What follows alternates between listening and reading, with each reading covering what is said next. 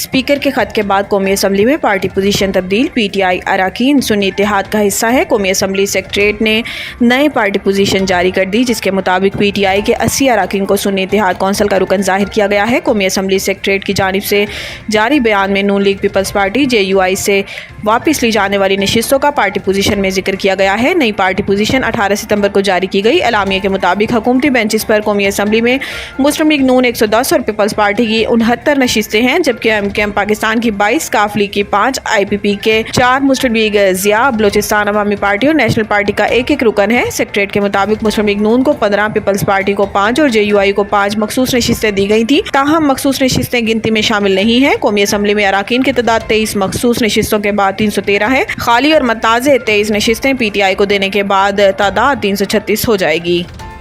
नाअहली और बदनज़मी पर election commissioner Sindh समेत 3 अफसरान मुअत्तल। इलेक्शन कमीशन के जारी करदा नोटिफिकेशन के मुताबिक सूबाई election commissioner Sindh Sharifullah, director admin election commission Sindh Azhar Hussain Tinwari को नाअहली और बदनज़मी पर मुअत्तल किया गया। नोटिफिकेशन के मुताबिक इलेक्शन अफसर कराची खुदाबख्श को भी मुअत्तल कर दिया गया और हदायत की है कि तीनों अफसरान इंक्वायरी मुकम्मल होने और अगले अहकामात तक कराची में रहेंगे, जबकि ज्वाइंट सूबाई इलेक्शन कमिश्नर अली असगर सियाल को कायम मुकाम इलेक्शन कमिश्नर सिंध तैनात कर दिया गया है। इलेक्शन कमीशन का कहना है कि 17 सितंबर की रात पपरी कराची में स्ट्रॉन्ग रूम के तालों को ज़बरदस्ती तोड़कर मुख्तलिफ पोलिंग स्टेशन के बैग्स को नुकसान पहुंचाया गया, जिसकी तहकीकात के लिए कमेटी कायम कर दी गई है। इलेक्शन कमीशन के मुताबिक कमेटी 3 दिन में तहकीकात मुकम्मल करके अपनी रिपोर्ट पेश करेगी।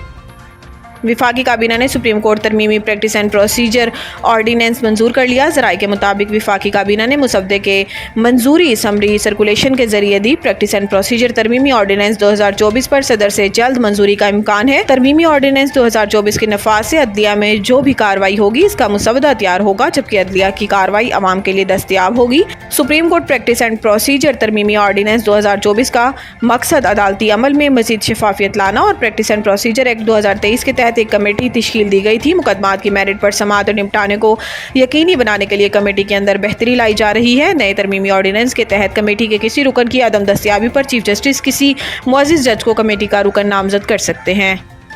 JUI रहनुमा के बिलावल भुट्टो से मंसूब बयान पर पीपल्स पार्टी का रद्द अमल। शाजिया मरी ने कहा कि हम ना सिर्फ मौलाना फजलुर रहमान बल्कि अपोजिशन में मौजूद दूसरी जमातों को भी डायलॉग में शामिल करना चाहते हैं और तमाम स्टेक होल्डर्स को ऑन बोर्ड लेने की तजवीज़ हुकूमत को भी दी है। उन्होंने कहा कि हम समझते हैं कि कोई मिसकम्युनिकेशन या मिसअंडरस्टैंडिंग हुई है। इस तरह का बयान देना नामुनासिब अमल है। ख्याल रहे कि कुछ रोज़ कबल सेनेटर कामरान मुर्तज़ा ने कहा था कि हमें जो पहला मुसवदा दिया गया वो वोटिंग से पहले आधी रात को दिया गया।